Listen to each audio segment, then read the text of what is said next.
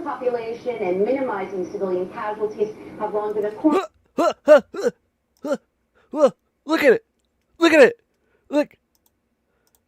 Have long been a core... And protecting the population and minimizing civilian casualties have long been a... We're being invaded! We're being invaded, guys and gals! What's going on?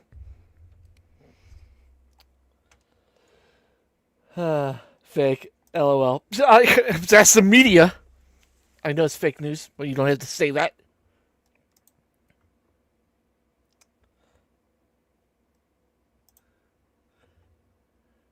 Yeah, it's going to be, this is the last Monday ADHD stream that's going to be at 3 a.m. I got one more on Wednesday, but we're going to a normaler time because of my work schedule. So, unless they move me back. Forces and protecting the population and minimizing civilian casualties. Whoa! Guys and gals, we're going to be talking about reptiles or reptilians. They run the country, I guess. Now, I guess something happened. What would you consider that? Tonight? Right? Which, I mean, I just want to talk about reptilians, but I guess somebody that we all know here as Jay Sins, there was a deep dive on him. Also, Base Canada guy, or Base Canada man. Yeah. I didn't watch it all, but I heard the cliff notes. I hope that shit ain't true. Because although I don't like monkeys, I don't want to see them hurt ever. But, yeah. Fucking crazy.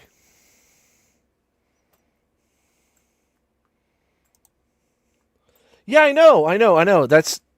I kind of... A little part of me is like, oh, if I talk about this, maybe he'll come. You know? But, who knows?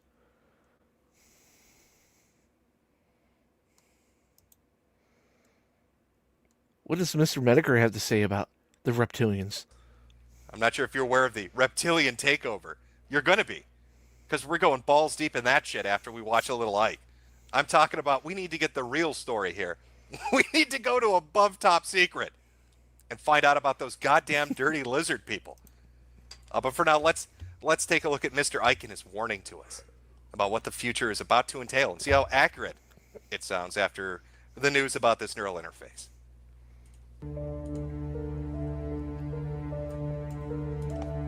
By 2030, the connections will start to be made between artificial intelligence and the human brain.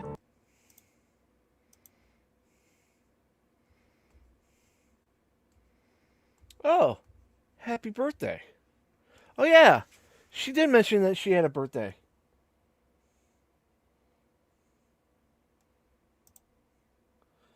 Well, let's wish everybody here wish,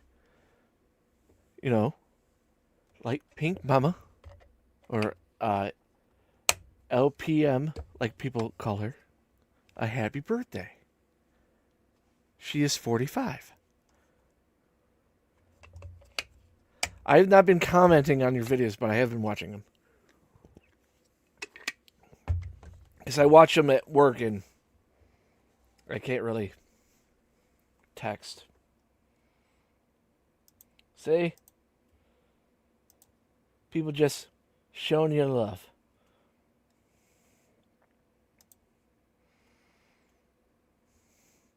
Keep doing what you're doing, And find about these reptilians.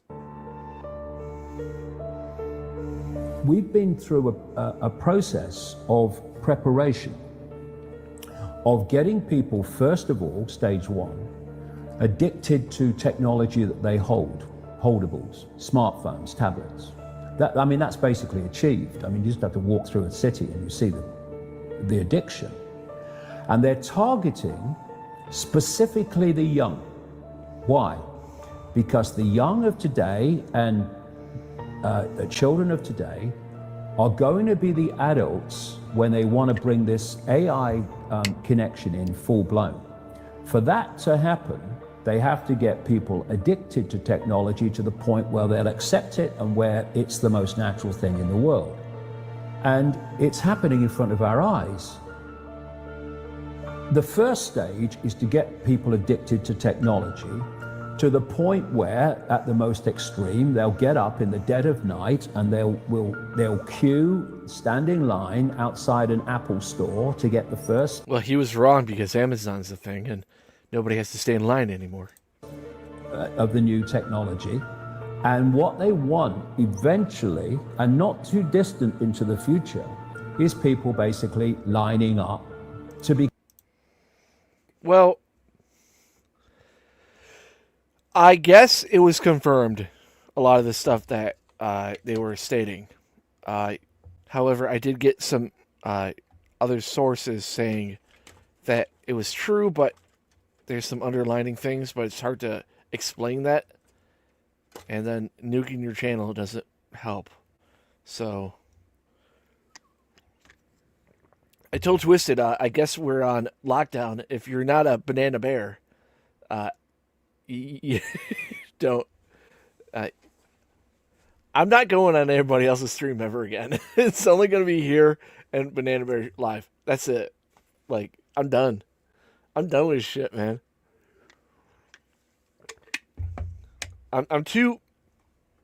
I am fucking. My record is clean.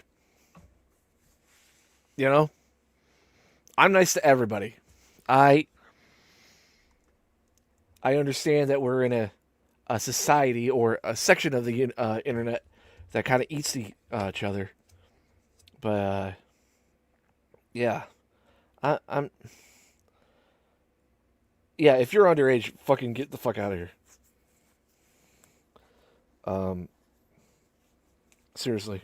Because I'm not going to have that shit here.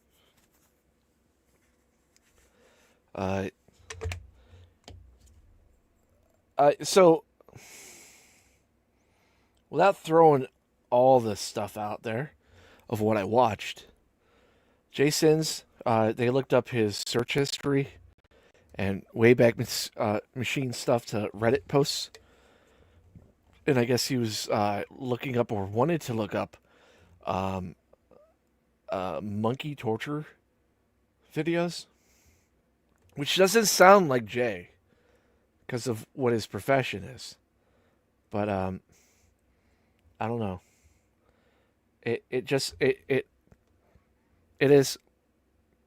It's damning if you nuke your channel after that happens. Yeah. So, and then Base Canadian, I have no idea really who he is. So,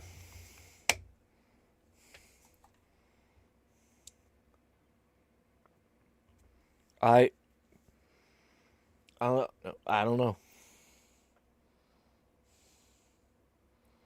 Yeah, he nuked it live. So,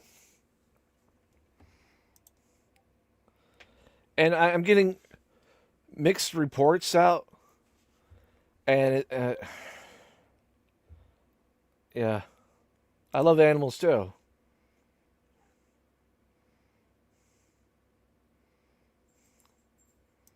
Like I hate monkeys, but I would never want to see them tortured. I just hate monkeys because I've seen what monkeys do to other animals. They just rip them apart. But, yeah.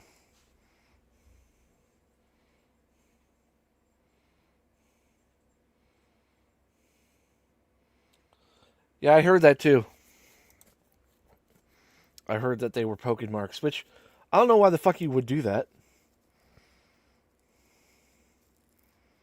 Like, even if you didn't like Marx, why would you go after him? Like, what's the gain on that? But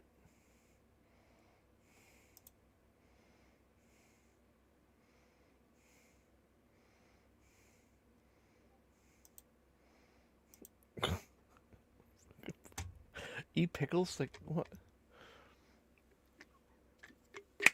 I guess that there was like an AI version of her that was in the call. I didn't listen to it. By the way, what am I drinking? I'm drinking Nightmare on Elm Street G Fuel. It's fucking great. I love this shit. No animals, yeah. Fuck that. I can't stand that shit. Like, dude, like, there are videos like how like rat traps on YouTube, and it's like killing rat. Like, and I know rats. Rats are horrible. The only animal I could like watch get like hurt, like if they're getting hunted by like another animal, that's just the way of the jungle, you know. But like insects, because you know, insects have no soul.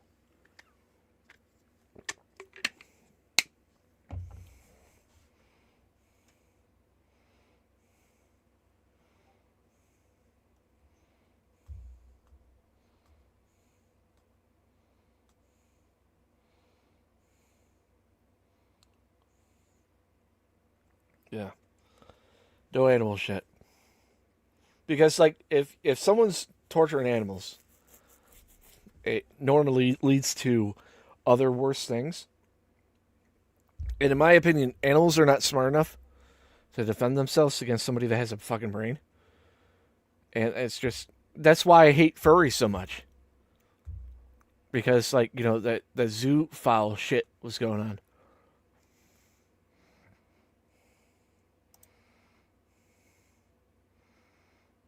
Yeah, there's a difference. Like, even people that hunt, right? You have to shoot them where they're not suffering.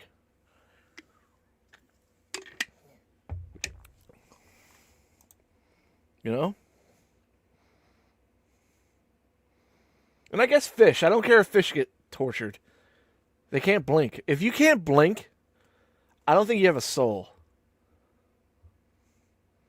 Like, if you ever see a fish, like any type of fish, they just eat and shit and fuck or release their semen into the water.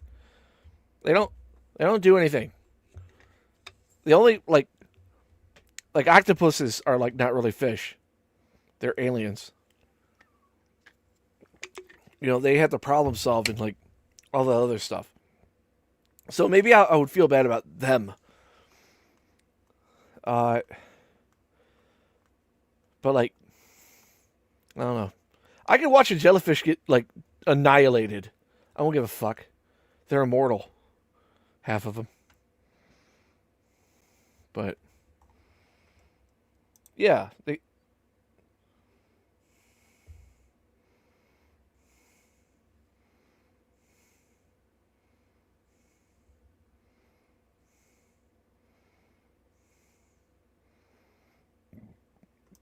Yeah, but they have a brain.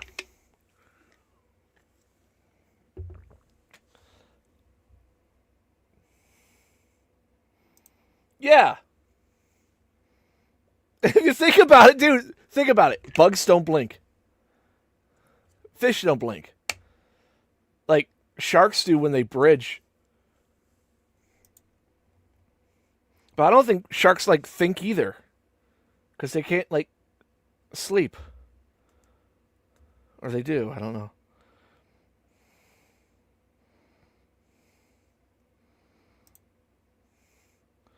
Yeah, I guess.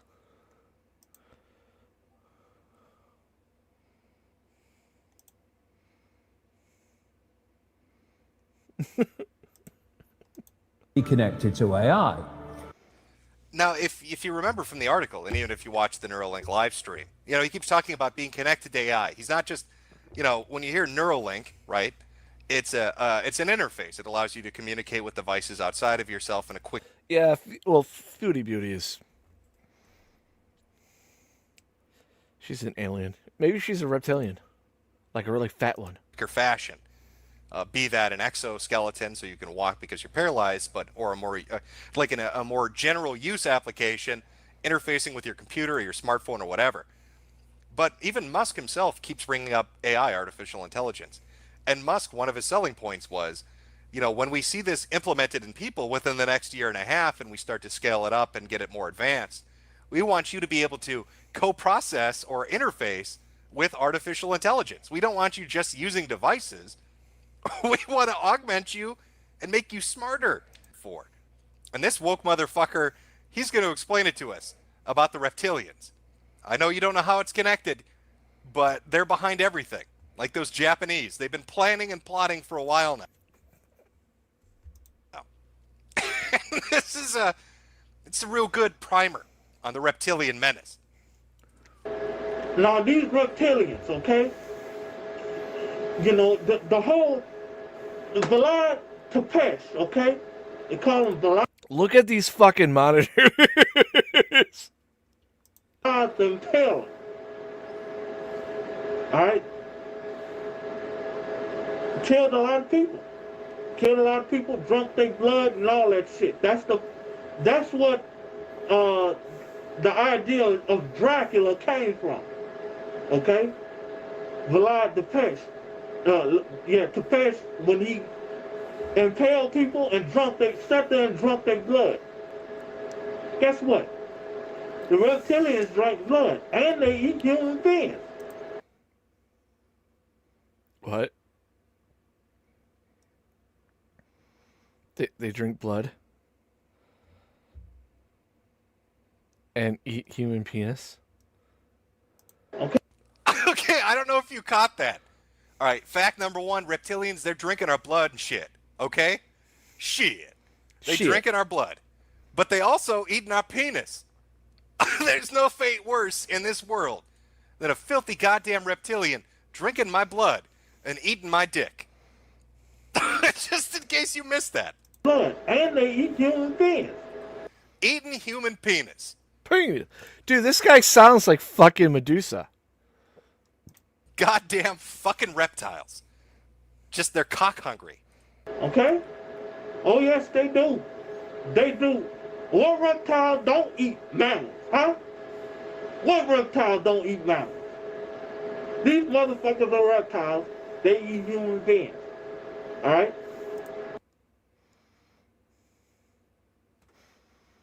Like, what? Now, I ain't talking about they come snatch you out of your damn house and eat you. They have a form, okay? Just like the Sanderson chicken farm, they got a farm where they inform human beings, okay? And eat them. They love to eat the pineal gland, all right? Which is... You got to protect those pineal glands. Fucking reptiles eating my dick, drinking my blood, eating my pineal gland. Luckily, our woke brother here in his ninja outfit is telling the world the truth about the filthy reptilian menace. It's known as your fucking third eye. Alright? And other things in your body. See, what you don't understand, your body creates some of the most powerful shit, okay? The most powerful shit. Even more powerful than some drugs. That's what makes our behavior. That's what makes us. Alright? They love feeding off human beings. Oh, Chad. You know what? I actually, we're about an hour in. I think this is a good place to take a very quick break. I'm going to go get a drink.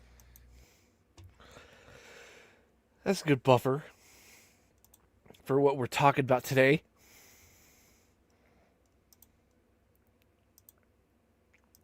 I mean, goddamn. And like they blend in. As I showed you guys before. Forces and protecting the population and minimizing civilian casualties have long been a That's not, you know, pixelation. That's their hologram.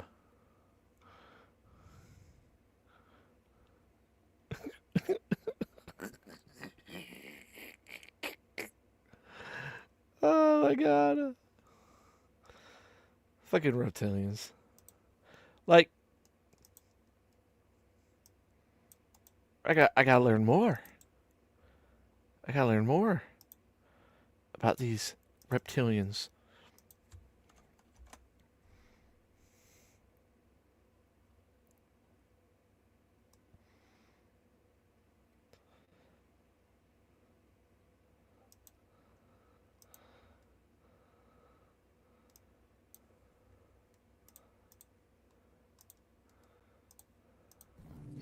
George Bush, Justin Bieber, Alexander the Great, Genghis Khan, every Chinese emperor, Queen Elizabeth, Mark Zuckerberg. What do all these people have in common? Well, all of them hide a dark and cold secret just beneath their artificial skins. According to 4% of Americans, that is. Explain yourself.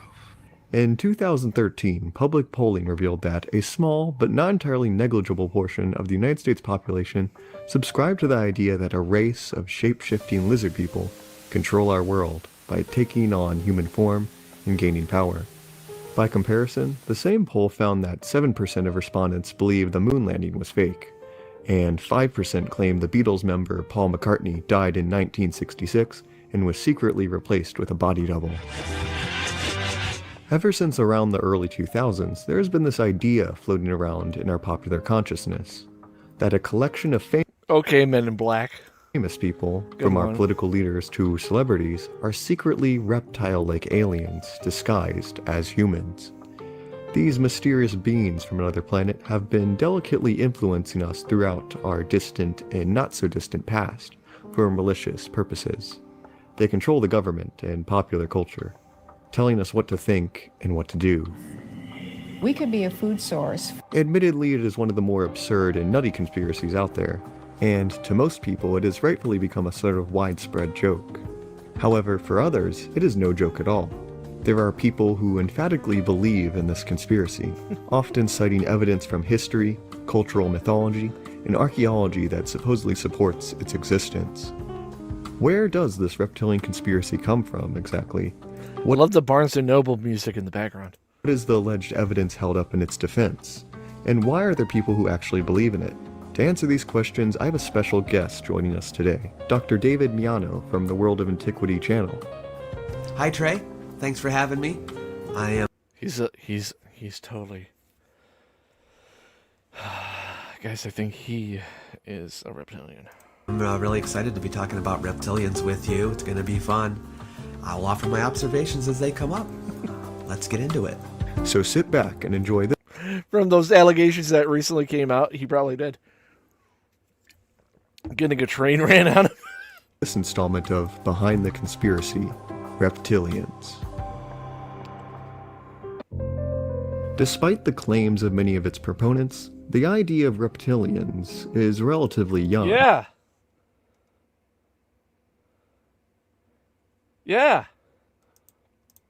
It appears that we only need to go back a little under 100 years to see its origins.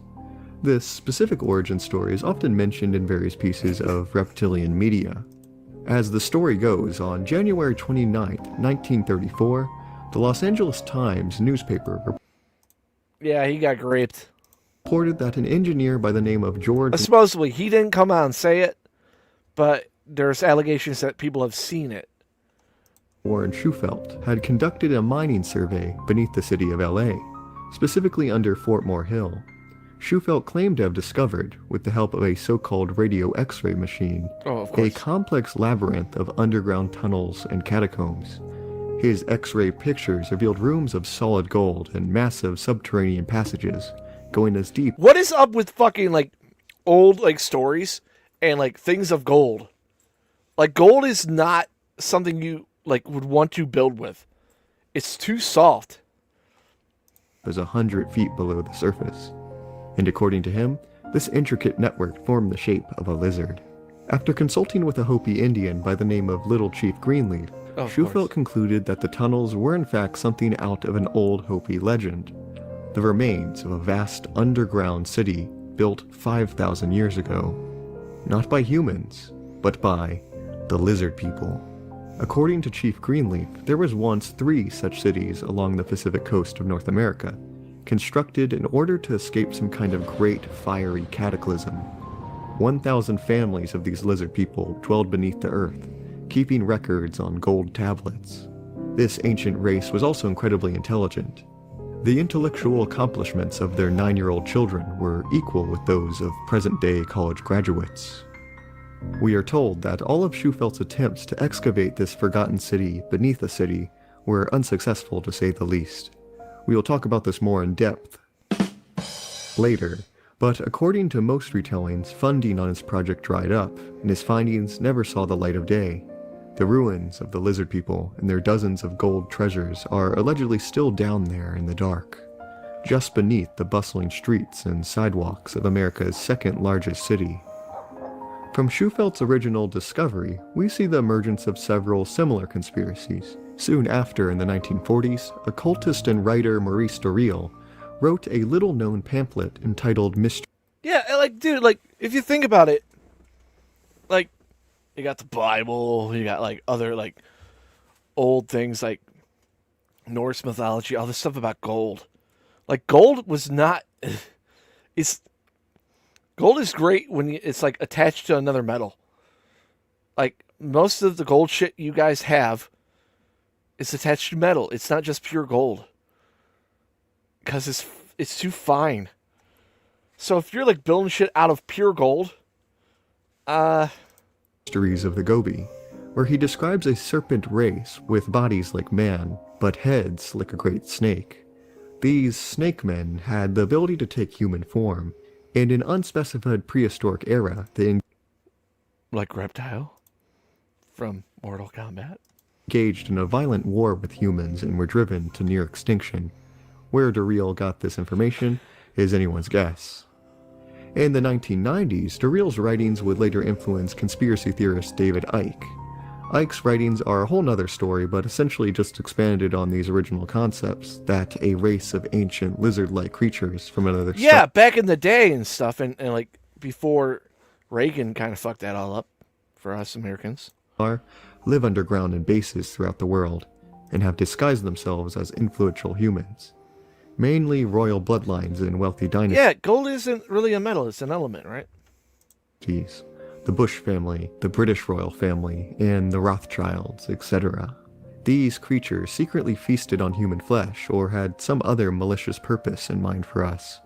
Icke's influence took these relatively unknown ideas to the mainstream, and as a result, the conspiracy of the Reptilians, or Reptoids. I gave you plenty of time of notice of what we were going to talk about. Took on a new life and resonated particularly well among right-wing conspiracy theorists. It is claimed that humans Yeah, that's why India was so popular.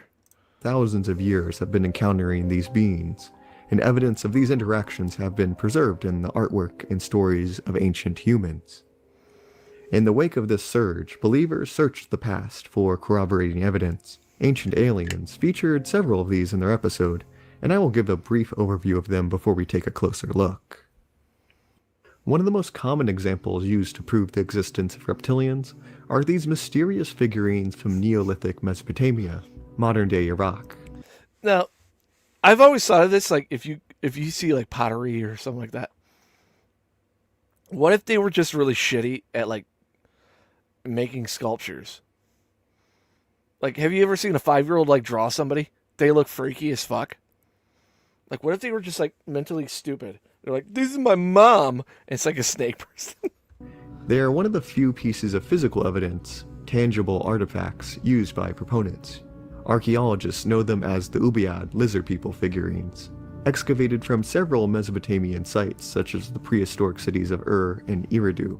The clay statuettes are all dated to the Ubaid period of the region, and depict humanoids with thin and elongated bodies, coffee bean-shaped eyes, and pinched noses that give their faces an overall reptilian-like appearance. Ancient Aliens posits that they are too realistic to depict mythological or fantasy creatures, and are in fact based on the real deal. Living, What? What? breathing lizard men and women encountered by our early ancestors. In addition to these figurines, reptilian proponents use a wide variation of mythological stories and religious texts from cultures around the world to suggest they are all talking about the same thing. Several cultures mention reptile gods or powerful snake-like beings. There's a difference between a reptile and a crocodile. Well, no, there isn't, but you know what I mean. Because that's fuck. Anyone know what god that is?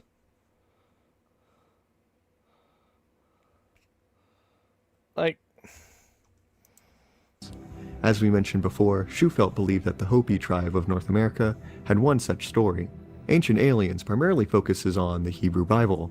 They claim that the Bible references the existence of a serpent race called the Sephirim. According to them, the snake or Nahash in the Garden of Eden was just one of a race, and was completely humanoid prior to God punishing it for tempting Eve in the garden. South Asian mythology mentions the Nagas. Ancient aliens whoa! Whoa. Whoa. Death, you could say that, I can't. defines them as a semi-divine race of serpent people, with the Well of Sashana serving as the entrance to the underground city of the Nagas, named Patala. The Jinn in Islam and the feathered serpent gods of Mesoamerica are also viewed as lizard men, too. I could go on, but... According to legend, Alexander the Great was sired by a dragon. All of this is to say that according to these conspiracy theorists, many different regions around the world share unmistakable similarities that lend credence to the idea that humans have been interacting with a race of advanced subterranean reptile humanoids pretty regularly throughout history, from at least the Neolithic until relatively recent times, Hellenistic periods, and so on. Now, this is a lot to unpack. At its surface, I'm so sorry, I know I really need to stop doing puns. The evidence for the reptilian conspiracy may seem a tad bit compelling, but this is only because of the way books and TV shows like Ancient Aliens have phrased and presented these examples. In reality, the reptilian conspiracy is built on nothing more than blatant lies and misinformation. Let's break it down.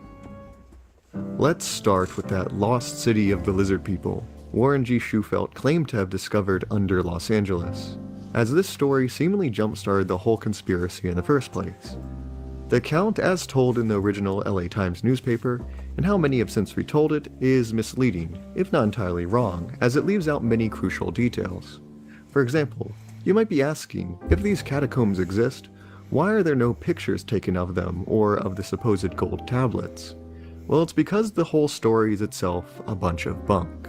All the claims of Shufelt, told to the press, were completely unsubstantiated, as he never presented any kind of physical proof to back himself up. Not a single tablet or engraved stone, not even pictures taken inside the tunnels. The radio X-ray device Shufelt claimed to have used to find the site in the first place was nothing more than a glorified dowsing rod when looked at closer, as it had nothing to do with either radio waves or X-rays. As many of you might have guessed. So you're telling me that this guy was like a fraud? George Warren Shufelt was not the most trustworthy of individuals. If one looks back at the records, he had a long history of pulling publicity stunts just like this. According to the newspaper records, would-be treasure seekers have been looking for gold beneath LA's Fort Moore Hill ever since the late 1890s, long before Shufelt even started. All of them turned up empty. BCE. And since then, the stories about them have been expanded and embellished. That guy probably makes more money than I would ever make. But I don't care. They're depicted as serpents, sometimes wholly snakes, other times part snake and part human, other times just human. The fact that they don't have a single form highlights the non-physical, magical aspect of the Nagas. And in the legends, some are said to have been rulers, the Nagarajas, and some claim they came from Sri Lanka. As we can see, Nagas in actual South Asian myth are not the race of advanced humanoid reptiles Ancient Aliens claims.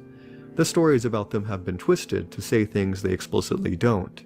For example, the underground Naga city of Patala is actually a type of underworld in Indian cosmology, like Hades or Hell. It exists in the lower depths of the universe itself. Of course. Of course.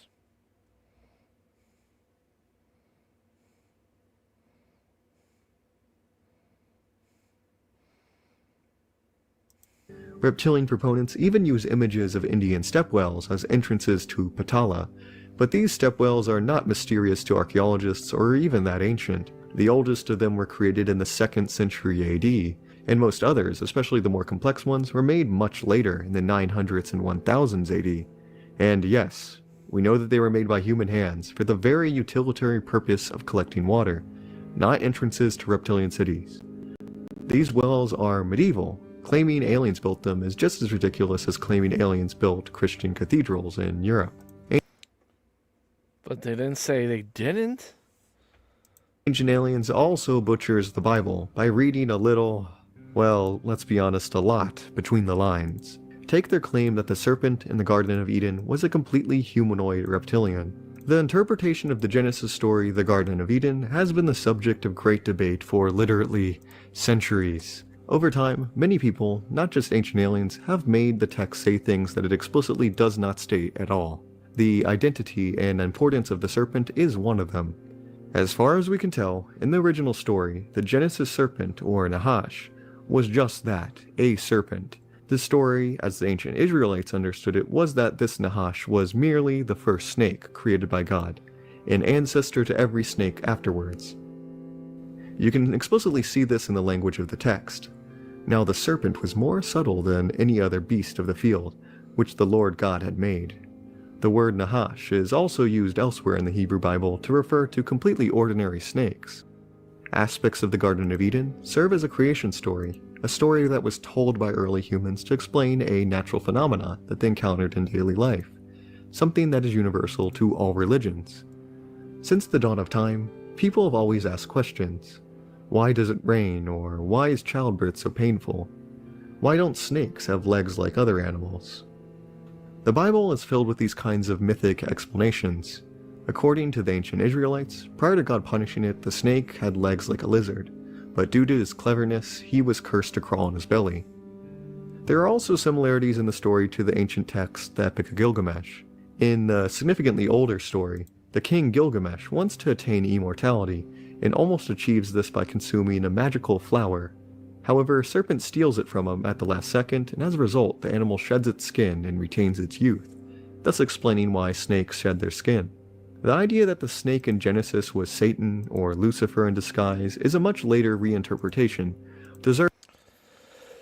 Guys, you probably don't understand all this, but you know what? Mark Zuckerberg, he's got to be one. There's some pretty good ones. Especially, one of the crazy things when you do these live Q&As is some of them are very silly. So we got one. Mark, are the allegations true that you are secretly a lizard? I'm gonna have to go with no on that. I am not a lizard. But keep the high quality comments coming in, please. This is surely on track to be a great live Q&A if we continue getting stuff at that level of quality. There's actually a lot of funny stuff in here too. I don't believe him. Do you guys? You guys believe that he's a reptilian? What about this? 对“一带一路”沿线国家的投资力度加大，那么国有企业的海外资产将如何的得到有效的监管，以防止国有企业资本的流失？我们推出了哪些有效的监管，以防止国有企业资本的流失？ I didn't see it. 对“一带一路”沿 Come on, guys. We gotta bust this, or it's real. You know.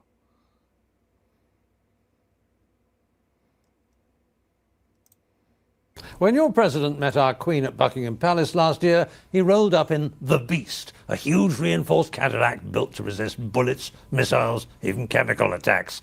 There were also 200 Secret Service agents in tow, although what they got up to in the evenings is anyone's guess. Buckingham Palace can be a pretty risky venue for visiting dignitaries.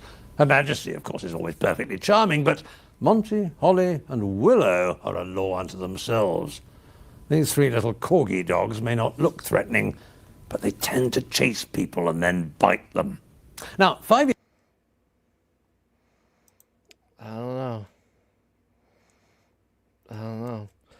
It's kind of weird, too, like, this reptilian thing keeps popping up. What is YouTube hiding? You know? Time out. H.P. Lovecraft. He barely did anything with reptilians. All right. His master race was like cucumbers with fucking wings. Not even joking. Like, I know way too much about, like, in Cthulhu mythos. Like, way too much. You know, Yasabath and all that bullshit. I forgot who that idiot god was. That's my favorite one. Because he's so dumb. He accidentally made the universe. Yeah. Oh no, we're going on the ADHD stream now. Y'all think I'm just fucking lying. Oh, no. Yeah. H.P. Lovecraft, his master race that controlled everything on Earth before us dirty humans, are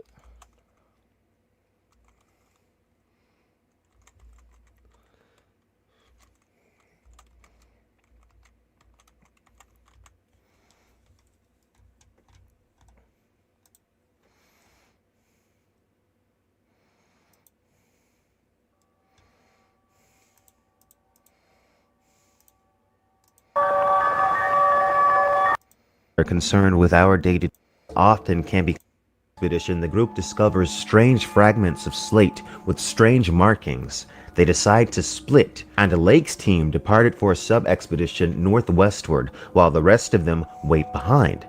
Eventually, a Lakes team reports... Oh, there's a CGI of this? Clears. He must have fled, but where? Look at this.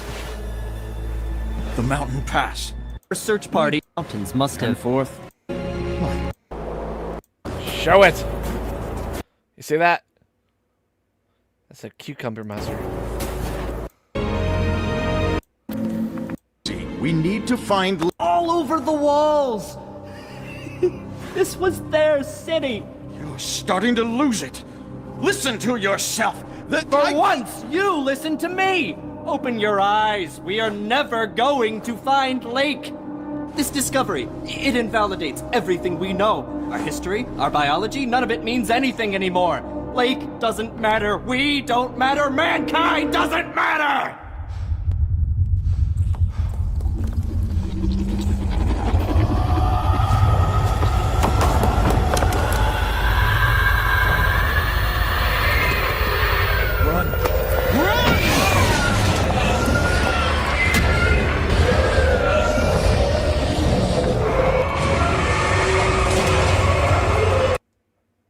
Am I giving too much away to Mountains of Madness?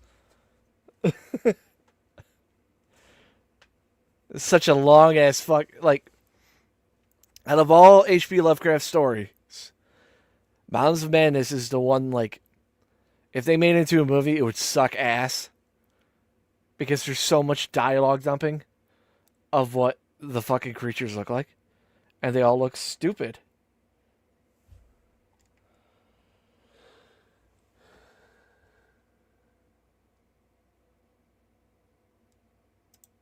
It's his best work. Really? I don't know. I personally think Cthulhu is. I mean, it is racist as fuck. Because he calls that guy a N-word boy. Gates of Imagination presents Cycle. Professor Angel was widely but there was one box which I found exceedingly papers with some thoroughness. Bond of the heart, induced by the brisk ascent of so steep a hill by so that, too, may be recalled by many.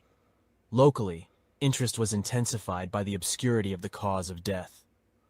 The professor had been stricken whilst returning from the Newport boat, falling suddenly, as witnesses said, after having been jostled by a nautical-looking Negro who had come from one of the queer dark courts on the precipitous hillside, which formed... That's not the word that they use, but okay. ...a shortcut from the waterfront to the deceased's home in William Street. Physicians were unable to find any visible disorder, but concluded after perplexed debate that some obscure lesion of the heart, induced by the brisk ascent of so steep a hill by so elderly a man, was responsible for the end. At the time I saw no reason to dissent from this dictum, but latterly I am inclined to wonder, bonfire, in the center of which, revealed by occasional... Dagon, I think, was the first one I ever listened to. And I like it the best because, like, okay, so when I was reviewing comic books, right, there was a guy named Scott Snyder. Not Dan... Was it Dan? I forgot which one's the director, but the other ones. I think it was Scott Snyder. He wrote something for Image Comics called The Wake. And it's literally fucking... It's Dagon. It's Dagon. They won't show what they look like, but they're fish people. Lovecraft... Old ones.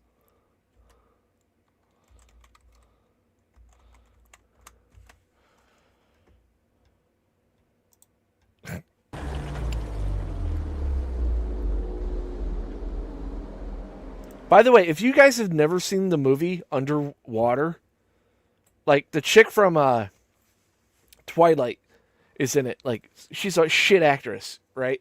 But she's great in it. That's Cthulhu in that movie. Hi, it's Kate from Marvelous Videos. Today hello, we look at Kate. every Lovecraftian monster. Okay. Well, horror heads, today we have an absolute treat in store for you. We will be exploring all the Lovecraftian monsters. By the way, Lovecraft Country, when I saw that part, I'm like, I'm not watching it. Because Cthulhu can't die. That you can think of. Howard Phillips Lovecraft, an American author, is now widely regarded as a forerunner of modern horror fiction. Lovecraft was a And a humongous racist. pioneering horror novelist who impacted and inspired numerous horror-centered artists, be they writers, filmmakers, musicians, or painters, despite his contentious nature. Lovecraft's stories are notoriously strange, and he was a master at capturing the terrible That's the mist. That's from fucking... That's from Stephen King. atmosphere that pervades his writings. An atmosphere that would draw you in so deep that you felt as if you were there yourself. His literary style is instantly recognizable, and although being repetitious at times, it remains one of the most unique and distinct in the history of horror literature.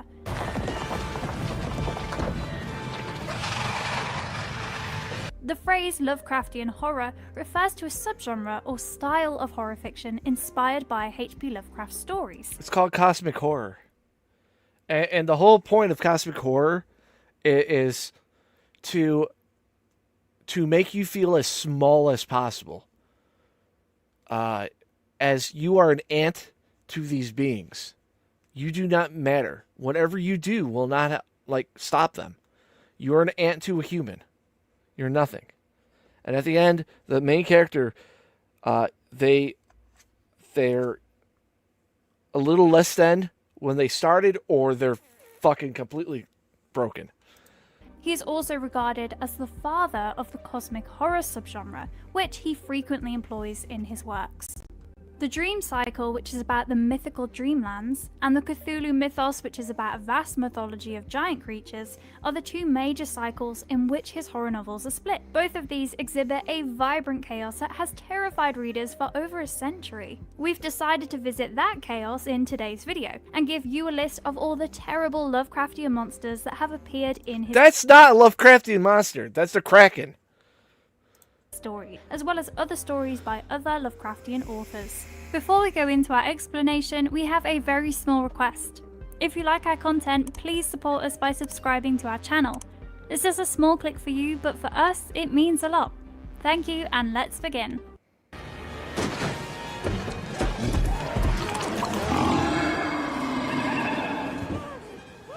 Shoggoth. The creature debuted in the book At the Mountains of Madness by Shoggoth.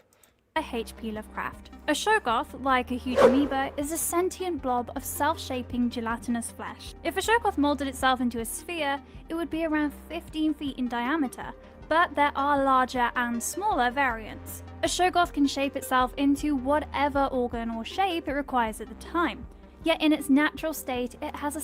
No, it is not. No, it is not. The Kraken is from Greek mythology. Seething profusion of eyeballs, mouths, and pseudopodia. It had the ability to move at amazing speeds when it was discovered at the South Pole. It was like watching a train approach someone who was standing on its tracks. The Shoggoth may murder its opponents by surrounding them and creating enough suction to decapitate them.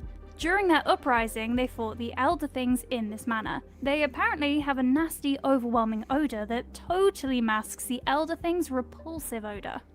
The Elder Things bred the Shoggoths as animals who served them for underwater construction. They were great living building machinery because of their capacity to shape their bodies as needed. Despite being meant to be mindless, the Shoggoths mutated over the eons.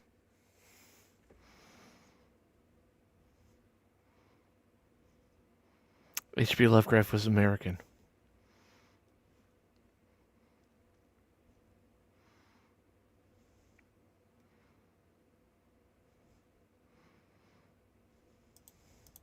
And gradually developed consciousness, even becoming rebellious on occasion.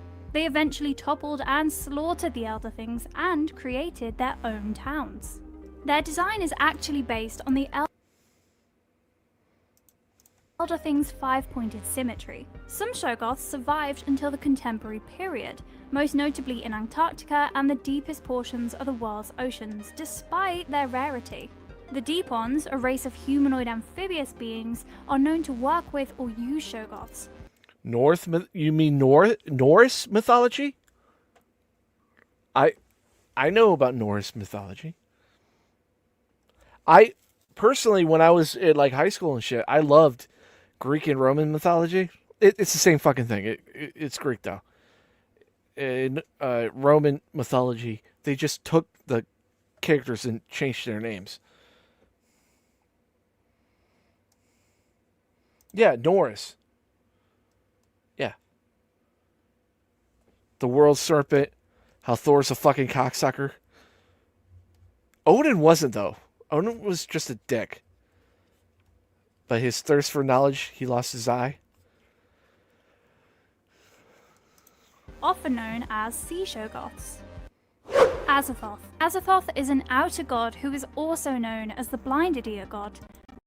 This is my favorite one. Nuclear chaos, the demon sultan, the deep dark, and the cold one. No. It's more than that. It's more than that. They didn't do any of the sub-stories. Like about Bjorn. He was a bear. Azathoth is impossible to describe, precisely because everyone sees him differently, and he is constantly changing. It's a gigantic, sensitive black hole according to some reports.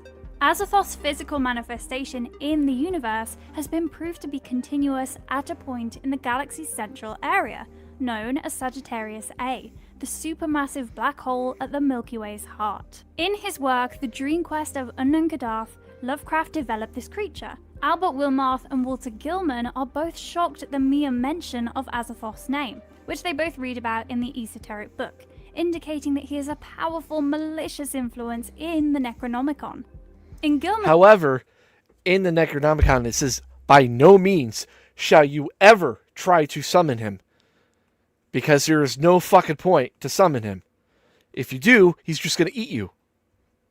In this case, it's the witch Keziah Mason who refers to Azathoth as she pursues his dreams, telling him that he must meet the Black Man and go with them all to Azathoth. That's not racist. Azathoth's throne, at the heart of ultimate chaos. He must sign the book of Azathoth in his own blood and adopt a new hidden name. The fact that he had seen the name Azathoth in the Necronomicon and knew it stood for a primal horror too horrible to describe kept him from going with her. The goats were town people who perform obscene rites involving atrocities on living victims are among its many followers. In Azathoth's conical temple, inside Cthulhu. Cthulhu is Cthulhu, though, is my boy.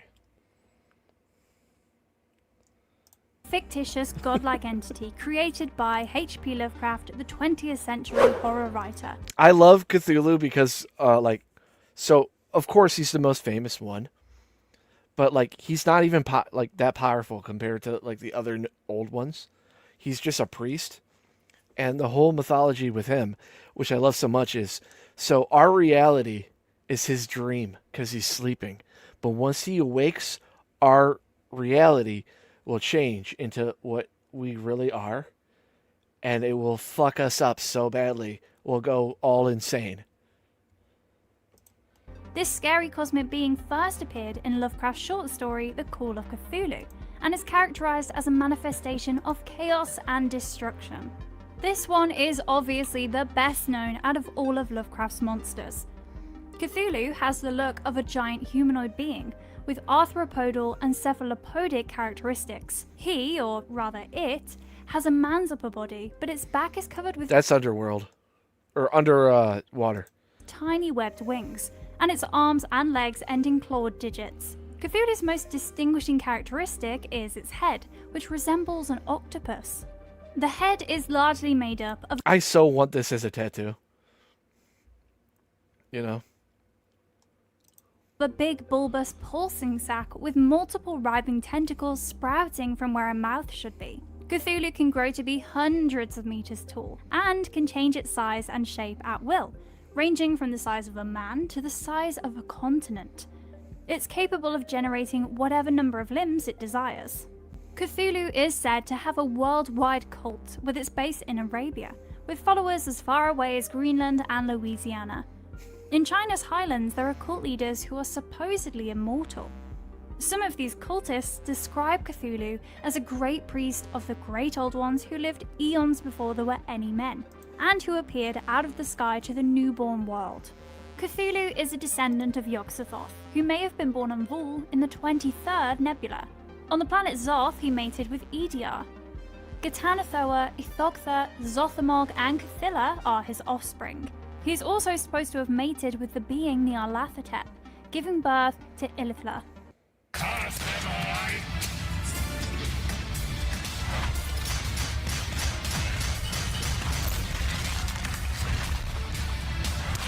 Nyarlathotep. This motherfucker, he's the main guy, though. He's like the main one. Like, power-wise, I think. I think he's also known as the Man in Yellow.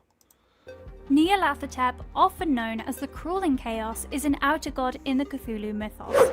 H.P. Lovecraft created him, and he first appeared in the prose poem Nyarlathotep. He is Azathoth's offspring. Nyarlathotep also appears in other Lovecraft stories, as well as in the works of other authors and role-playing games based on the Cthulhu mythos. Nyarlathotep is distinct from the other deities in the mythos in several ways. Most of the outer gods, such as Yog-Sothoth and Azathoth, are exiled to the stars, and most of the great old ones, such as Cthulhu, are asleep and dreaming. Nyarlathotep, on the other hand, is active and frequently wanders the earth in the appearance of a human being. Generally, a tall, skinny, joyful man. He has 1,000 more forms and manifestations, many of which are said to be horrifying and sanity-destroying. In the absence of the other outer gods, Nyarlathotep serves many cults and manages their affairs. Most outer gods speak weird alien languages, whereas Nyarlathotep speaks human languages and may easily pass for a human if he so desires.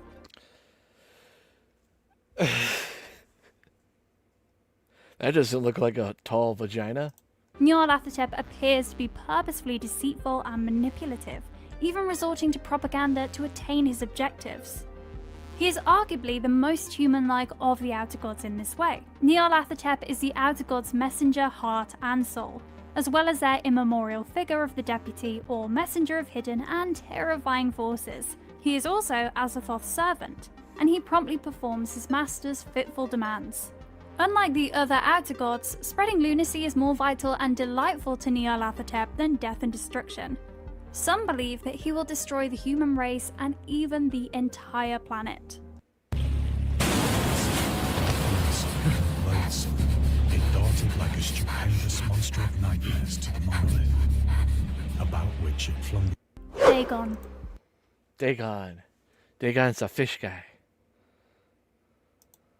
Can be traced to its friendship with the Starspawn, who occasionally chooses formidable, their true form insane.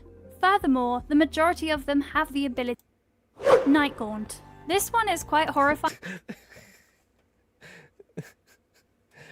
The names of these are so fucking weird. Oh god, dude, shit. Because of its grotesque I didn't say that. Mrs. Sacco said it. appearance. Nightgaunts are a type of flying creature that inhabit Earth's dreamlands and play an important role where a face should be. They see no outer god. All outer gods. Just imagine if this shit was real. Like, fuck, man. The deep ones. Deep one. Deep ones are humanoid in form and are predominantly aquatic in nature. However, they may survive on land indefinitely. Goth was the last of the Great Old Ones to sleep, and he should be the first to awaken. His body was discovered by George Rogers and moved to a museum in London in 1926. It was then lost until it was discovered in Sheffield, UK in the 1980s, and then in America in the 1990s by Like, what the fuck? pre-human cannibal Nofkas. Few humans are aware of it today. The god is shaped like a giant bug, with a massive barrel-shaped trunk, 6 limbs that finishing claw-like pincers, and an almost spherical head covered in hair-like Great Old One from HP. You know how, like, in the Greece sector, they keep saying yag, yag? Well, this is yig. Yig, also known as the snake god or the father of serpents, is a Great Old One from H.P. Lovecraft's Cthulhu mythos. Yig is a deity of snakes and serpents all across the world, manifesting as a huge snake with human arms, or sometimes as a reptile humanoid figure. He has a strong attack. Dude, I'd rather have Cenobites than these. Because Cenobites, you could wrap your head around. Oh, okay. That's weird, but okay. This shit is like, wow. Why are you like that? Like, you don't have thumbs, but you have tentacles in where your ass should be. Like, what? Attachment to his children, and he awakens every Migo. The Migo are a species of aliens from the planet Yugoth. They are described as flying monsters with enormous claws and antennae covering their heads. The Migo are a scientifically and technologically advanced breed, with an in-depth understanding of surgical methods and neurobiology. Migo are pink, fungoid crustaceans with a convoluted ellipsoid composed of pyramidal, fleshy rings and covered with antennae where a head would normally be. They're around the dreams in the witch house and the Elder Thing. The Elder Things are a fictional alien species invented by H.P. Lovecraft that first appear in his 1936 novel At the Mountains of Madness. Lovecraft's short works, The Dreams in the Witch House and The Shadow Out of Time, contain additional references to the old ones. Earlier. This one is not a monster, but the abode of the most well-known Lovecraftian creation, Cthulhu. Nodens appears as an ancient but powerful human male. Benuthan. As humans, we always fear the unknown. Benuthan, also known as the soul-chilling ice god, is a great old one, and the twin Nodens. Nodens, also known as the Lord of the Great Abyss, is a heavenly being who appears in Benuthan. As humans, we always formless spawn. The Formless Spawn are entities from the Cthulhu mythos. The Formless Spawn's origins are unknown. However, they are implied to be an alien species in adding a masculine gender to what is commonly regarded to be a feminine entity. Shub-Niggurath is named for the first time. That's another one I can't say out loud. Is a deity in H.P. Lovecraft's Cthulhu mythos. The entity is often referred to as the Black Ram of the Forest with 1,000 ewes. Now, if you've ever seen the Relic or the Revenant, it's like a Netflix horror movie. At first, I thought it was supposed to be Loki, you know, with the horns and shit, but it's this guy. Adding a masculine gender to what is commonly regarded to be a feminine entity. Shub-Niggurath is named for the first time in Lovecraft's revised story The Last Test. She is never described in Lovecraft's literature, but is frequently mentioned or invoked in incantations. Other mythos authors, Dimensional Shambler. Dimensional Shamblers, or That looks like Brindlefly. also known as the Hunters from Beyond, are a species of alien beings who originate on a plane very different from our own. They first appear in H.P. Lovecraft's Cthulhu mythos. Shamblers are hunched humanoid monstrosities with leathery Cyrex. grey skin, yellow slit-like eyes, and long fangs. They typically adopt a stooped semi-simian posture, with their overlong arms dragging across the ground, capped with a pair of Spider of Leng. The Spiders of Leng, sometimes known as the Leng Spiders, are creatures from H.P. Lovecraft's Cthulhu mythos. Look away if you're afraid of spiders, because this will definitely trigger your arachnophobia. They are purple arachnids that resemble earthly spiders, but on a far bigger scale. No shit. The smallest spiders of Leng are the size of a Shetland pony, while larger specimens tower over an elephant. Feeling queasy yet? They have significantly more intellect than conventional creatures, yet they are not immune to Hydra or Mother Hydra. Mother Hydra is a massive humanoid entity with a fish-like face, flapping gills, and Piscean skin that is said to resemble a colossal deep one. She, Father Dagon, and the Great Cthulhu form the holy trinity of the Deep Ones. Wow. The three creatures are venerated as gods by the aquatic race. There is great controversy over whether Mother Hydra is a Great Old One or simply a... Yeah, dude, the mythos of fucking H.P. Lovecraft is amazing. It's like it's a deep ass like rabbit hole, dude. I'm not joking. Because if you wanted to, you could literally like make a fake religion out of these things, which people have done. of the same name, which is widely regarded as one of Lovecraft's foundational works. Although normally invisible to the naked Yeah, Dunwich Horror. I love the description of them. They're invisible. sight, the Dunwich Horror might be made visible by using an arcane powder. Yeah, but you gotta... So, okay, H.P. Lovecraft, he's made, like, what, 10 stories in the mythos? But other people have made stories, too. So you gotta know which ones are in the mythos and which ones aren't.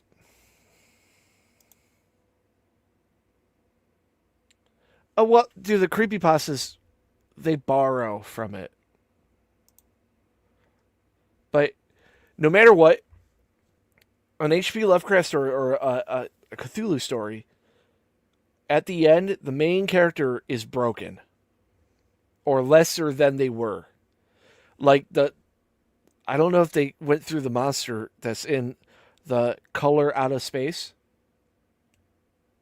That's my favorite one. They made a movie out of it.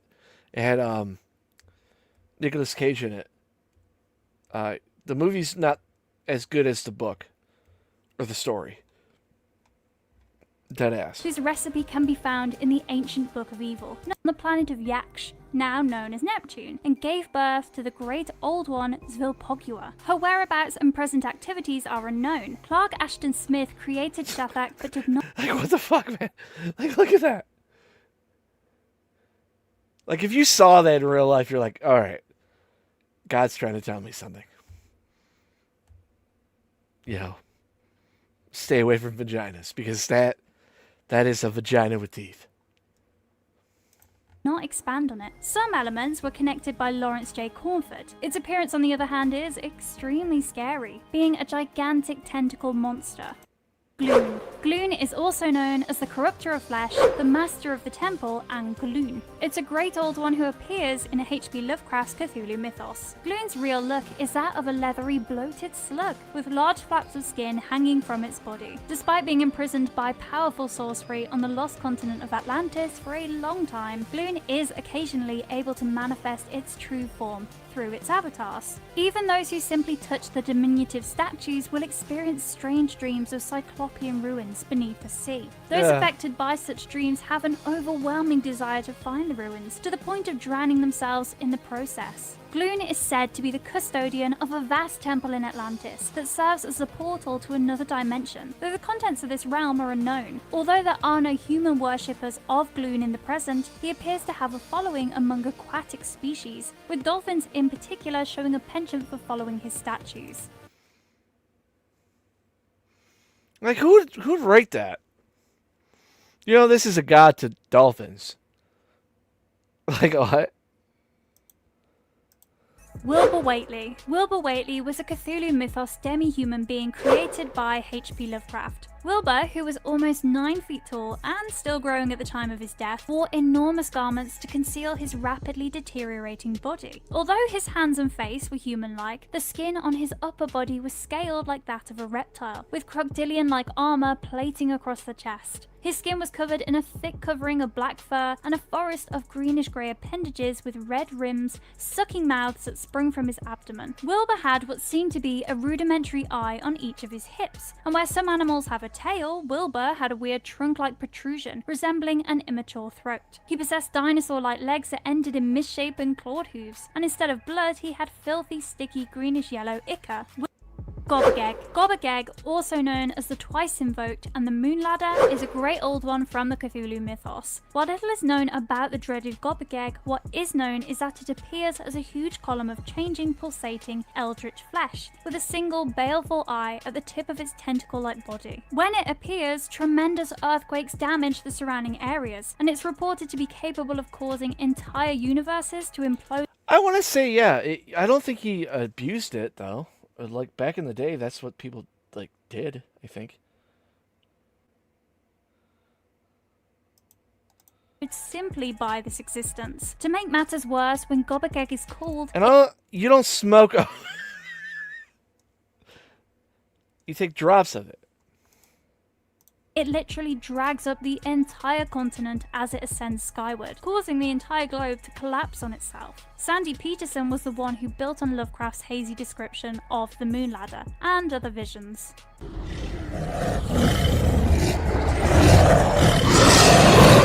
Hastur. Hastur, sometimes known as the King in Yellow, is a hypothetical cosmic entity. Oh, this one scares me.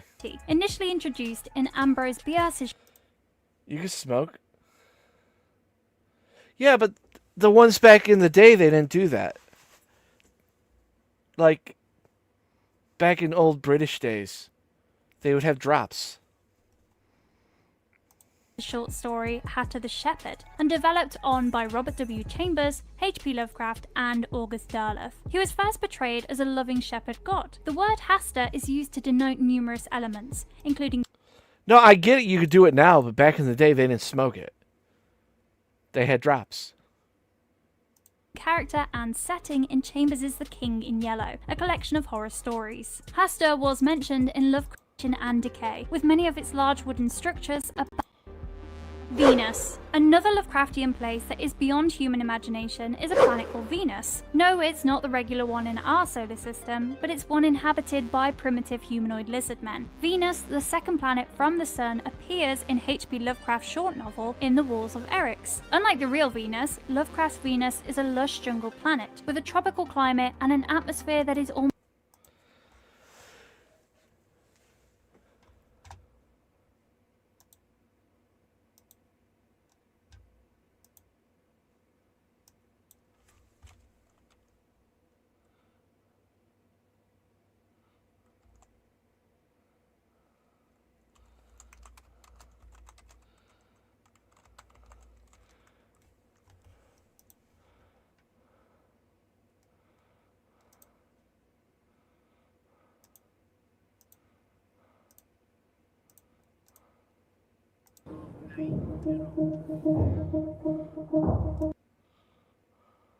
Confinement took place in the global north, in Edinburgh, Scotland, in New York City, in Philadelphia. And ultimately, the profit comes from the refinement. And so the vast majority of opium is imported into the US and turned into things like morphine and other opioid compounds. In the mid-1800s, doctors began to use opioids as a tool to treat patients with a number of different ailments. They were especially used for respiratory and gastrointestinal illnesses. So think cholera, think typhus. Medicine in drop form. Bitches. Was fairly primitive in those days, and so the biggest thing that you could do effectively was to relieve pain. As opiates became increasingly popular, the country would arrive at a major inflection point. Really the first time that a large cohort of white males become addicted to opiates is during and after the Civil War. Damn!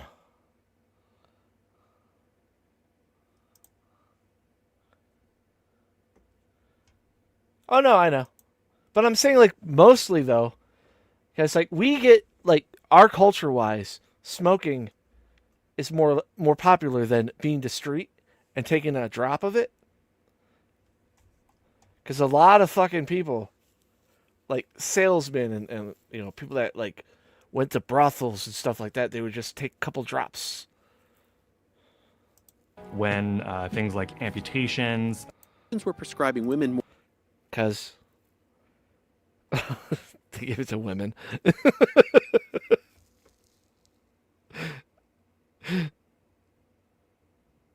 Morphine to treat everything from morning sickness to menstrual cramps. Yes, I know. One such patient was a Brooklyn woman named Matilda Webster.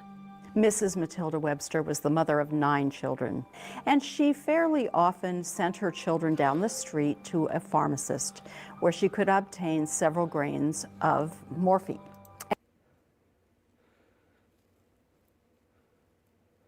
So fucked up. It's kind of like that advertisement a lot of people have seen for heroin. Oh, it's great for your hair. Try heroin. And so, one day, she happened to have one of her terrible splitting headaches, and she... Yeah.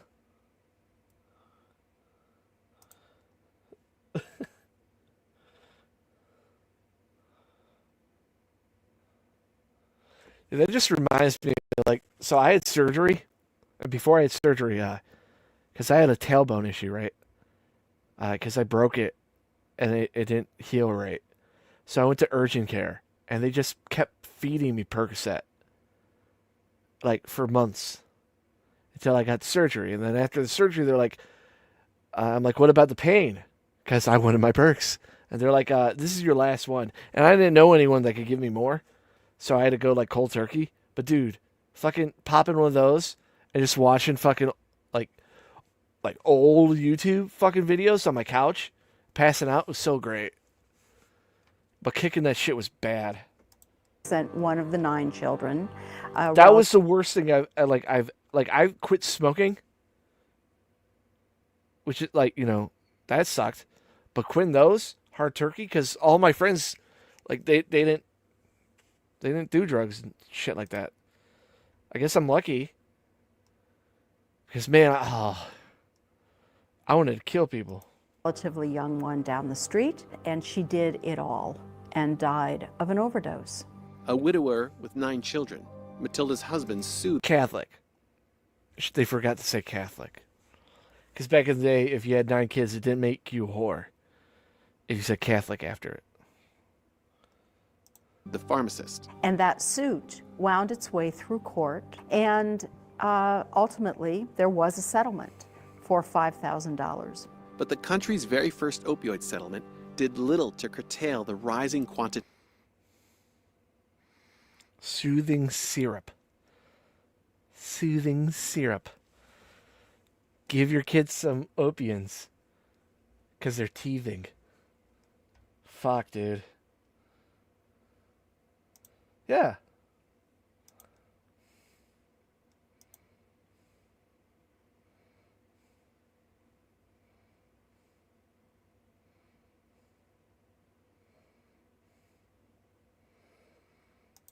I told you, there's a thing.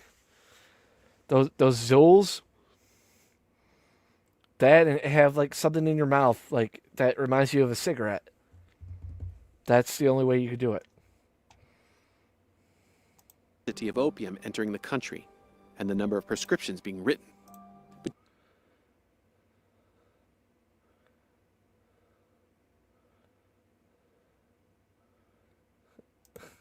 Between 1870 and 1890, the importation of medical opiates tripled, the influx coming alongside an even more efficient way to ingest the resulting morphine. During the Civil War, there's such an acute, pressing need for pain relief that American doctors started experiencing.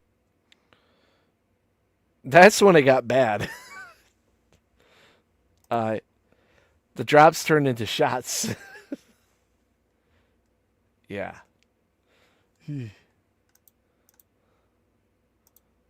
Almost deadly to humans, but not dangerous enough to necessitate a hermetically sealed spacesuit. Because of crystal orbs that may be used as a source of electrical energy, the planet was chosen. Alright, enough of this shit.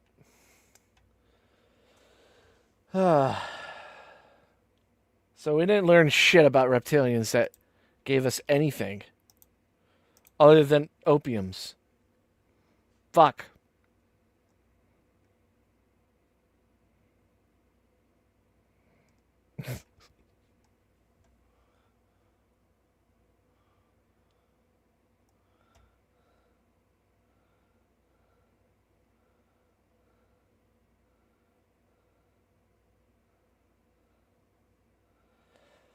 Listen, Greek, you're not a failure. It's just you haven't used the right thing to get your mind off of it. You know? So I have addictive personality, right? So the only way I could kick the other shit was to do other shit that was addicting.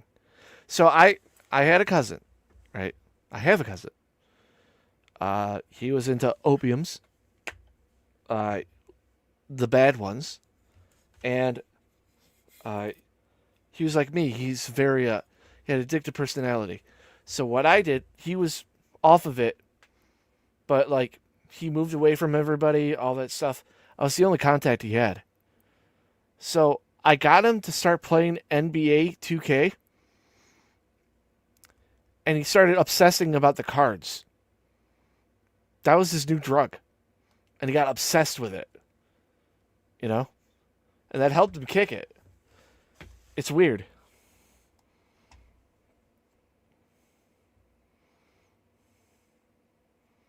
I know. He kicked that too, so he's fine.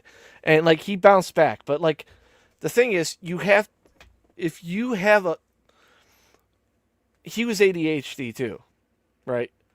So the one bad thing about ADHD shit is like, unlike the other crap like Asperger's or like autism, is that the one thing that is like that shit is the pattern.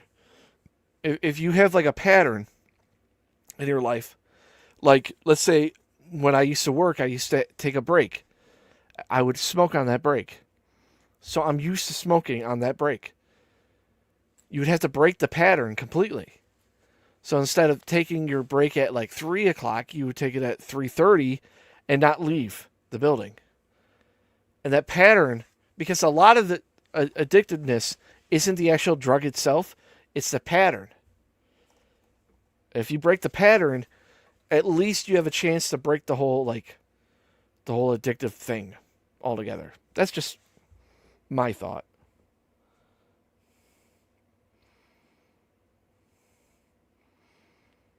Yeah, like I said, that's the one thing that I could say ADHD and autism have is the pattern thing. You know? At least that's what I've noticed. But with ADHD, it's like you planned it so you could try to be more, get this all done. And I know a lot of ADHD people are like complacent in like things. Let's say they're at a job. And even if the job isn't the greatest, they won't want to leave because it's in their routine. But I think if you look outside of your own life bubble, it's easier to see. But with addiction, it's the same thing. Like, I used to drink a fuckload. Like, when in my rugby days, I was Jack Daniels. I loved so much. Crown Royal I loved too. But I kicked that because of my father. Because I saw how alcohol affected him. And I promised myself I would never be like that. And that was more or less like, I took that as like a religious thing. Like for me, like, not a religion, but like a code. And I stamped it, and I smothered out all the alcohol use. Because, I'm not going to be like that. Like, I put like fighting towards it. Because I'm like, if I ever have kids, I'm never going to be a drunk. Never going to do that. Because I know how that affected me in my life. So that's another way that you can kick, I guess, vices. Is if you put like a pissed off like mindset towards it. Like, fuck you alcohol. Fuck you alcohol. Maybe? I don't know.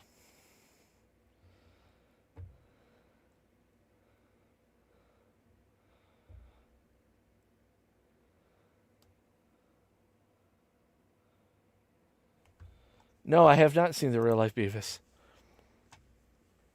I'm guessing you have a link for me.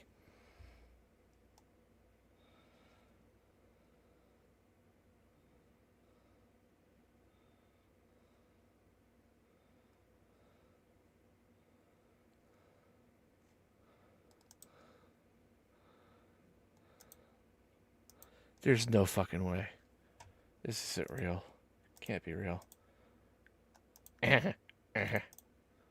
Ask me one simple question. Who the is Felipe Carvalho? And why is he everywhere on Facebook? Little did I realize this simple question would send me down a strange internet rabbit hole. Take a trip with me as we dive deep down into the crazy world of Felipe Carvalho.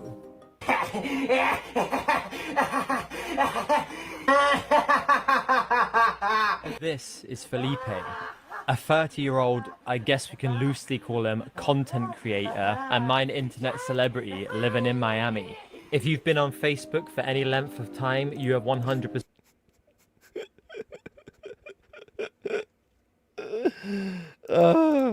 seen this guy.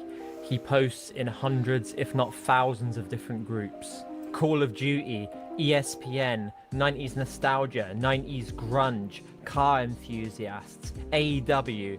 The list goes on and on. He's literally everywhere. So much so that somebody's got a change.org petition to remove him from Facebook.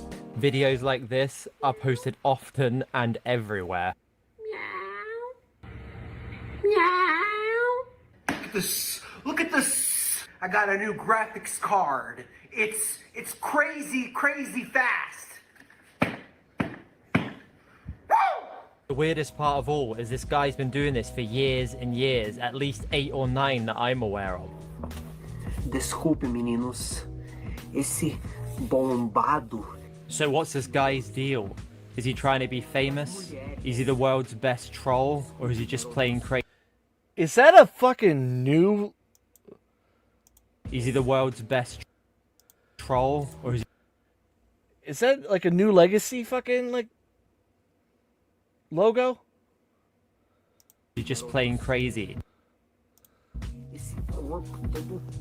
Now, before being literally everywhere on Facebook, he actually tried to make a YouTube career, as seen here with the account Felipe Gringo, where he would upload gaming content and some little skits. Apparently he got the nickname Gringo because he spoke Portuguese in a strange, almost English-like way, and people made fun of him. Bem-vindo a o mundo de Felipe Gringo. Welcome to the world of Felipe Gringo. Ha ha ha ha. Enjoy your stay. At this point, he hadn't yet come up with the classic Felipe look that we all know him for now, the blonde hair and the craziness. Hi. In 2017, he created an account called Felipe Carvalho Gringo, in which he would just post Donald Trump related stuff. It was this point I started to get a gather of what this guy was all about. But it was his love of the NFL, and in particular the Miami Dolphins, that would Well, he's a Dolphins fan, so he's horrible. start gaining Felipe cult status on Facebook.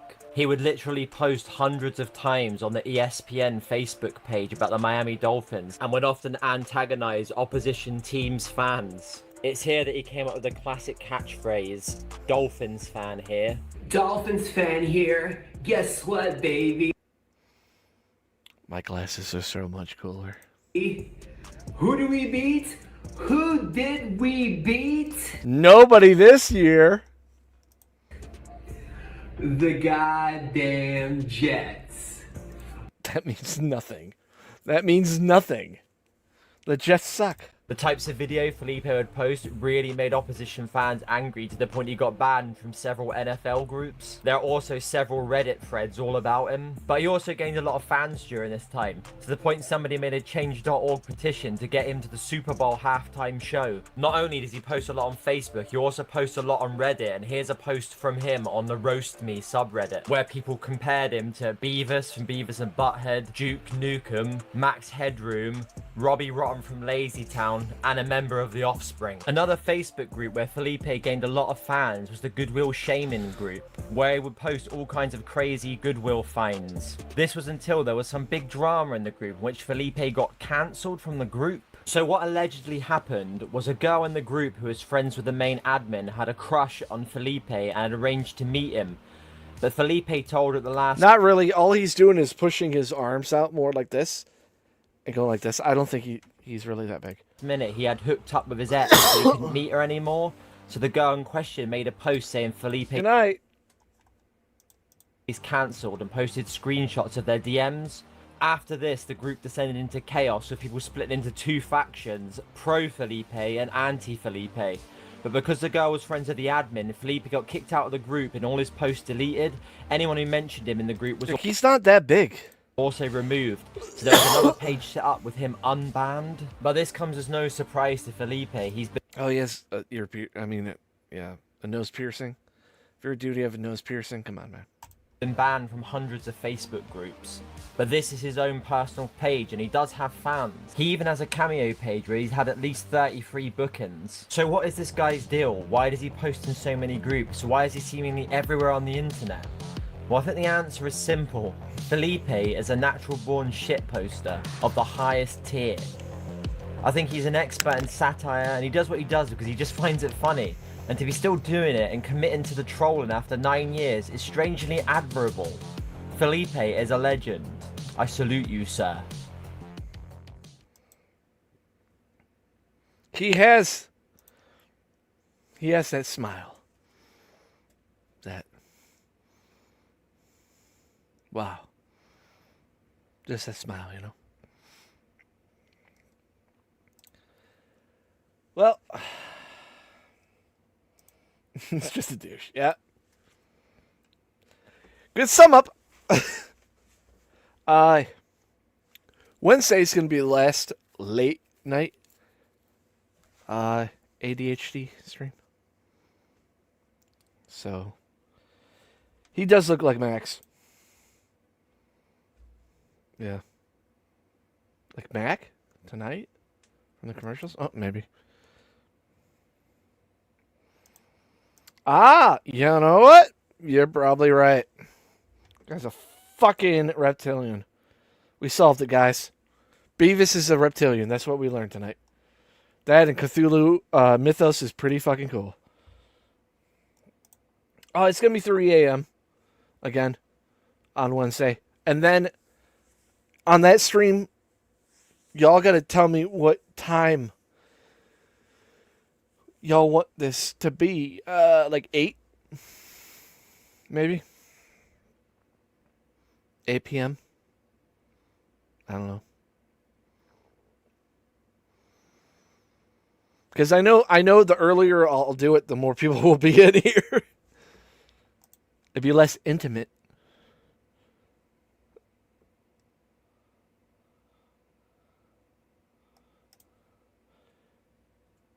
Like, yeah.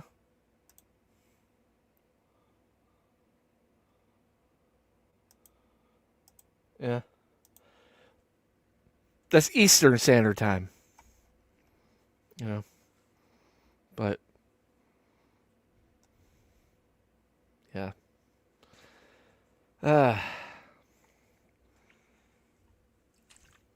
I almost drink it all. It's hard to drink this shit without it, like, without ice. Now I have to go to bed. Weirdly. Yeah.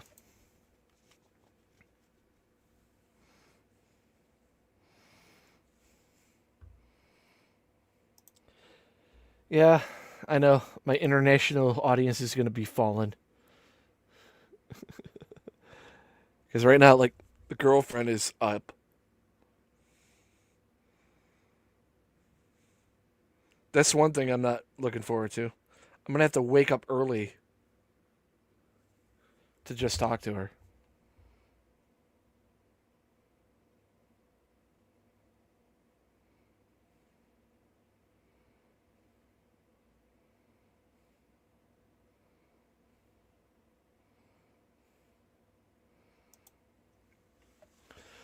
No, like I said, we'll play around with the times. I want everybody in here, but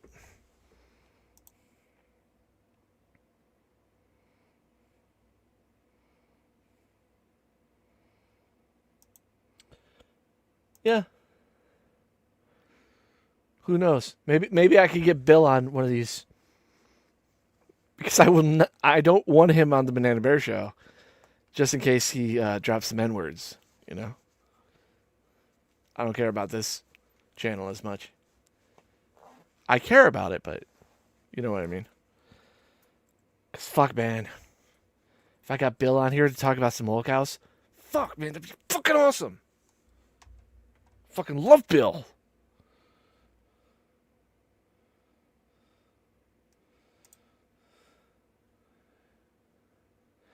I don't know if that's going to stick with him. He is the generator of that N-word island.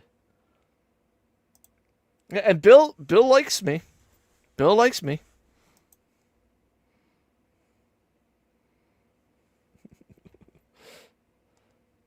Yeah, NFL player, that's like, I want that to be a thing. Yeah, Bill.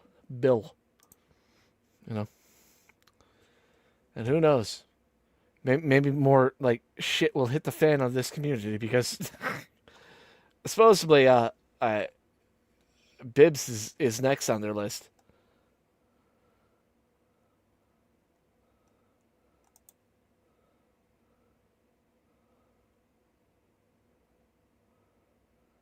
Really?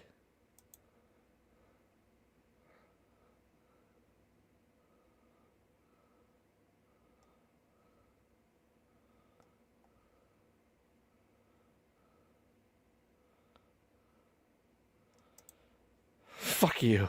Fuck you. Don't. For the love of God. I'm... It's bad enough if I have him on here. We're going to have an influx of other people on here that are going to do that all by themselves. As we all know.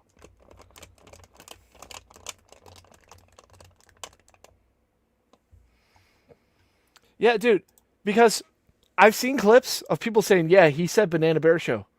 And I'm like, why the fuck would he say Banana Bear Show? I've never been on there. Turns out I go onto his chat and I see a copy of my channel, like with all the old shit. I'm just like, who the fuck's that? And then they disappeared.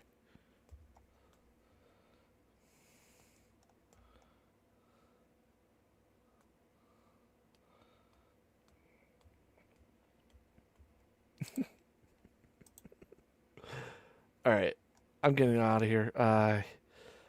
What should I? What should I end it with?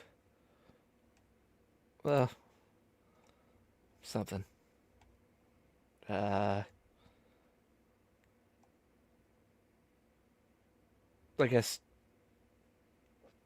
still the most popular song you ever made. All right, I'll see you guys Wednesday. Love you all, and don't forget to spade and neuter your pets. Get it? Music bitch Marty, or should I say music bitch Marty? Trust me when I say, you a bitch, Marty, I won't dance for you. Trust me when I say, so what, she was 14, but Tony is a pedophiles too. Trust me when I say, stop messing with me, Marty, or you're going to jail. Trust me when I say, suck blind Billy's cause in secret, I like males. I'll never lose, Marty, you are an internet bully. Trust me when I say, stop muting me, Marty, or I'll whip out my woody. Trust me when I say, I should have died the day I was born. Trust me when I say, so what, I jerk it to trans and daddy porn. Do what?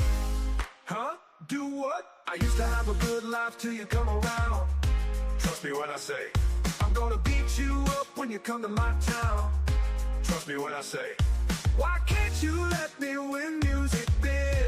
Trust me when I say, why can't you let me talk to the little kids? Pay up, Marty, you're bad at business, Marty. Trust me when I say, I'm 30 but I look 14, I send a nudie. Trust me when I say, can I have a pic cause it's your turn, cutie? Trust me when I say, I'm not gay, Marty, stop picking on me. Trust me when I say, I fail at anything I do, I even lose to Tony. Trust me when I say, maybe if control stopped I would make money. Trust me when I say, my life is controlled by music, biz Marty.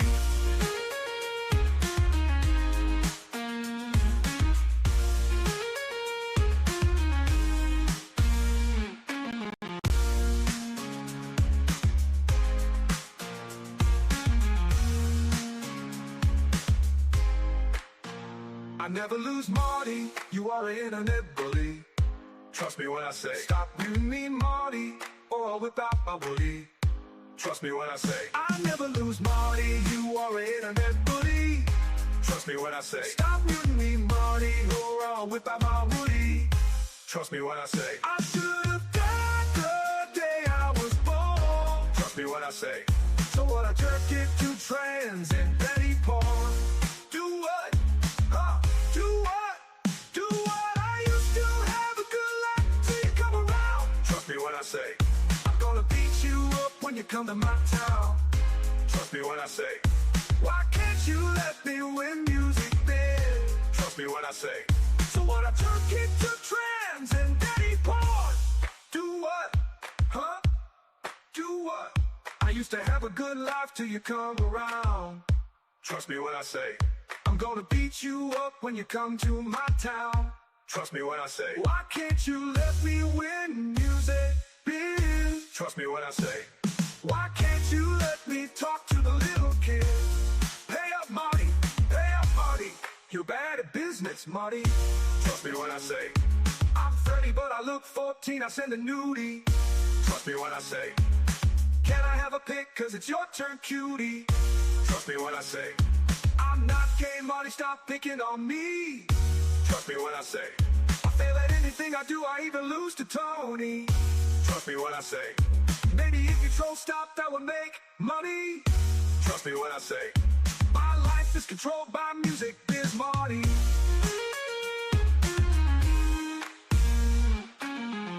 Trust me when I say, trust me when I say, trust me when I say.